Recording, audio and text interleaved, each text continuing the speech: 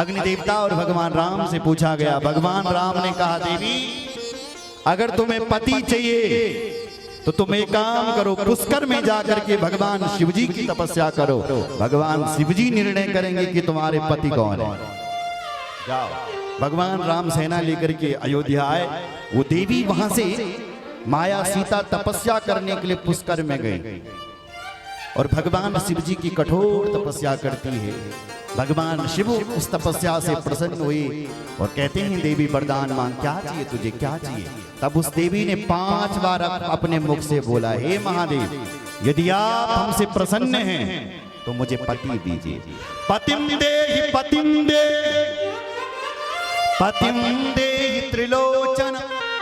हे महादेव, यदि आप मुझसे प्रसन्न हैं तो मुझे पति दीजिए। 5 बार बोला, पति दीजिए, पति दीजिए, पति दीजिए। पतिम देहि पतिम देहि पतिम देहि पतिम देहि। भगवान शंकर बोले, देवी तुमने 5 बार बोला है कि मुझे पति दो, पति दो, पति दो, तो तुम्हारे 5 पति होंगे। तुम जाओ, इस समय तुम स्वर्ग चले जाओ और स्वर्ग लक्ष्मी बन जाओ स्वर्ग में। और अगला जब तुम्हारा जन्म होगा तो तुम द्रौपद राजा की यहाँ द्रौपदी बन करके प्रकट होगी और तुम्हारे 5 पति होंगे। बोलो शंकर भगवान की जय। सुन रहे हैं? 5 पति, इसलिए उस देवी के 5 पति हुई। तो यहाँ भी लिखा है कि धन्या सुता स्मृता सीता राम पत्नी भविष्यति लौकिकाचारमाश्रित्य रामेण विहार। राम जी तुम्हारे साथ विहार करेंगे, तुम्हारी जो बेटी हो। जाओ। अब जो सबसे छोटी वाली,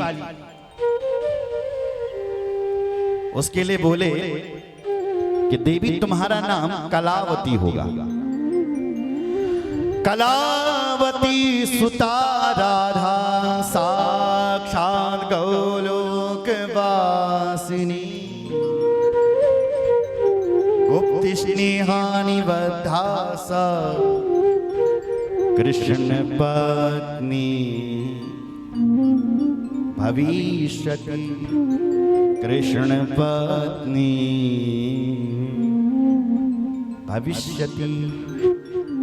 तुम्हारा नाम बल कलावती होगा। और कलावती देवी तुम्हारी जो बेटी बनेगी वो साक्षात राधा रानी बनेगी। राधा जी की माता का नाम था कलावती। प्यार से लोग उसको कीर्ति कहते थे, कीर्ति। तो कलावती सुता राधा, कलावती तुम्हारी सुता यानी बेटी राधा हो। जो राधा कौन है? साक्षात गोलोक वासिनी।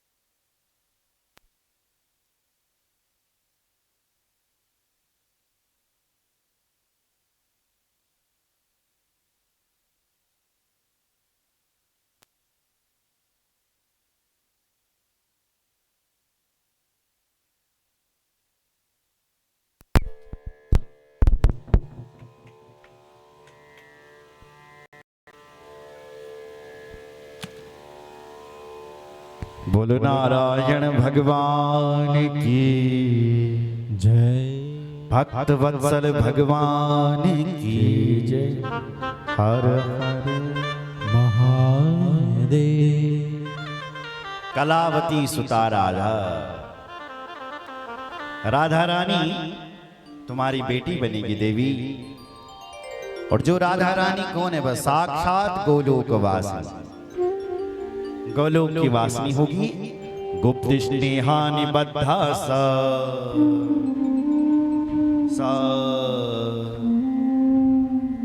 कृष्ण पत्नी भविष्यति। देखो स्पष्ट लिखा हुआ है, गुप्त स्नेहा निबद्धा सा। भगवान श्री कृष्ण की पत्नी होगी राधा रानी, लेकिन प्रेम कैसा होगा? बोले गुप्त स्नेह, स्नेह प्रेम, गुप्त स्नेह होगा। राधा जी से तो भगवान प्रेम करते हैं, इस दुनिया को पता नहीं चलता है। सुन रहे हो? और इसलिए भागवत में भी राधा और कृष्ण के प्रेम का वर्णन नहीं किया गया, राधा नाम लिखा ही नहीं गया। कहीं पर लिखना बहुत जरूरी है। कृष्ण के साथ एक गोपी जा रही है, वो गोपी कौन है? बोले एक वधू है, सा वधू। कौन है वो वधू? बोले राधा ही वो वधू। बोलो जय श्री राम। गोलोक वासिनी लिखा है, गोलोक। गोलोक में देवी भागवत आप सुनेंगे तब राधा और कृष्ण के जीवन पर से आप जान पाओगे प्रकृति और पुरुष, राधा और रानी। राधा रानी जो है भगवान कृष्ण की आत्मा है। क्या है? आत्मा। और इसलिए उनको आत्मेश्वरी कहते हैं, आत्मेश्वरी। राधा और कृष्ण में कोई भेद ही नहीं है, वो एक दूसरे के पूरक। राधा भगवती ने गर्भ धारण भी किया, लेकिन 100 वर्षों तक उस गर्भ को जन्म ही नहीं दिया। और जब जन्म दिया तो उस बालक को ब्रह्मांड के गोल में फेंक दिया, ब्रह्मांड के जल में फेंक दिया। तो उन राधा और कृष्ण का जो बालक है, सुनो जरा, वो नारायण भगवान है, जो जल के भीतर है, ब्रह्मांड के जल में है, जो नारायण है। इसलिए उन भगवान नारायण की प्रत्येक रोम में ब्रह्मांड है। रोम कितने हैं? 3.5 करोड़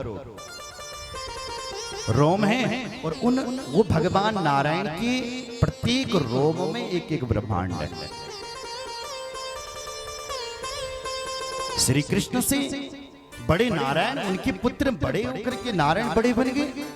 अरे भाई, कभी कभी होता है कि बाप से आगे बेटा निकल जाता है, बाप पीछे रह जाते हैं, लेकिन बेटा आगे निकल जाता है। तो ऐसी श्री कृष्ण के पुत्र हैं कौन? नारायण, जिनको ब्रह्मांड के जल में फेंका गया। अपने तर्जनी उंगली से भगवान कृष्ण ने उनको पानी पिलाया, जल पिलाया और कहा, दूध पिलाया और कहा, बेटा तुम्हारा नाम महाविराट होगा। महाविराट, महाविष्णु तुम्हारा नाम होगा। विष्णु बहुत है, लेकिन इनका नाम है महाविष्णु, इनका नाम है महाविराट। और इनके रोम रोम में सारे ब्रह्मांड हैं। बोलो जय श्री राम। देखो मेरी मां, सुनो जरा, इस दुनिया का जो सबसे छोटा समय है ना, समय लगता है, जो सबसे छोटा समय, उसको कहते हैं त्रुटि। कौन सा समय? क्या कहते हैं?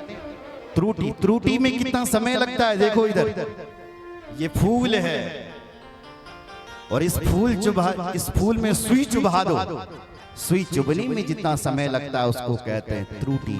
लिखने में भी कभी त्रुटि हो जाती है, त्रुटि। त्रुटि से अधिक समय होता है निमेष। निमेष कहते हैं पलक झपकने को, पलकें जो झपकती है ना, निमेष कहते हैं। निमेष से जो अधिक समय है वो पल, विपल, और विपल से बड़ा पल, और पल से जो अधिक समय है वो सेकंड होता है। 1 सेकंड। जब 60 सेकंड होते हैं तो 1 मिनट होता है, नहीं होता है? और जब 60 मिनट होते हैं तब 1 घंटा होता है। जब 2 घंटे होते हैं तब 1 लग्न होता है। जब 3 घंटे होते हैं, 3 घंटे का एक पहर होता है। सुन रहे हो? जब 12 घंटे होते हैं तो 12 घंटे का एक दिन होता है। जब 24 घंटे होते हैं तो उसको अहोरात्र कहते हैं, रात और दिन। उसके बाद जब 7 दिन होते हैं तो 7 दिन का एक सप्ताह होता है। जब 15 दिन होते हैं तो 15 दिन का एक पक्ष होता है। जब 30 दिन होते हैं तो 30 दिनों का एक महीना होता है। जब 2 महीने होते हैं तो 2 महीने की एक ऋतु होती है। जब 6 महीने होते हैं तो 6 महीने का एक अयन होता है। और जब 360 दिन होते हैं, हिंदी कैलेंडर के अनुसार 360 दिन होते हैं और अंग्रेजी कैलेंडर के अनुसार 365 दिन, तब एक साल होता है। और एक साल को संवत्सर कहते हैं। और जब 4,32,000 वर्ष बीत जाते हैं तो इतनी आयु कलयुग की है। इसको दुगनी करो, 8,64,000 वर्ष। ये आयु द्वापर की है। द्वापर की आयु में कलयुग की आयु जोड़ दो तो ये त्रेता की आयु है। त्रेता की आयु में कलयुग की आयु जोड़ दो तो सतयुग की आयु निकल जाएगी। चारों युग जब बीत जाते हैं तो इसको कहते हैं महायुग। महायुग बीत गए। हमारे चारों युग जब 71 बार बीत जाए, कितनी बार? 71 बार। सतयुग, द्वापर युग, त्रेता युग, कलयुग जब 71 बार बीत जाते हैं तब एक चतुर्युगी होती है। एक चतुर्युगी का अर्थ होता है एक मनवंतर। 71 बार जब सतयुग, द्वापर युग, त्रेता युग बीत जाते हैं तो मनवंतर होता। मनवंतर का अर्थ है इंद्र की आयु। एक साल का इंद्र का एक दिन होता है। तो जब एक मनवंतर होता है, हमारे सतयुग, द्वापर युग, त्रेता युग जब 71 बार बीत जाते हैं तब एक इंद्र बदल जाता है। तब दूसरा इंद्र होता है, एक इंद्र बदल जाओ, इंद्र की आयु पूरी। तो जब 14 इंद्र बदल जाते हैं तब ब्रह्मा जी का एक दिन होता है। जब 14 इंद्र बदल जाते, सुन रहे? तो ब्रह्मा जी के एक दिन को एक कल्प कहते हैं।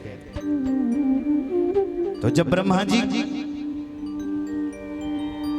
कि 100 वर्ष पूरे होते हैं तब दूसरा ब्रह्मा बनता है। ब्रह्मा जी की भी 100 साल की आयु।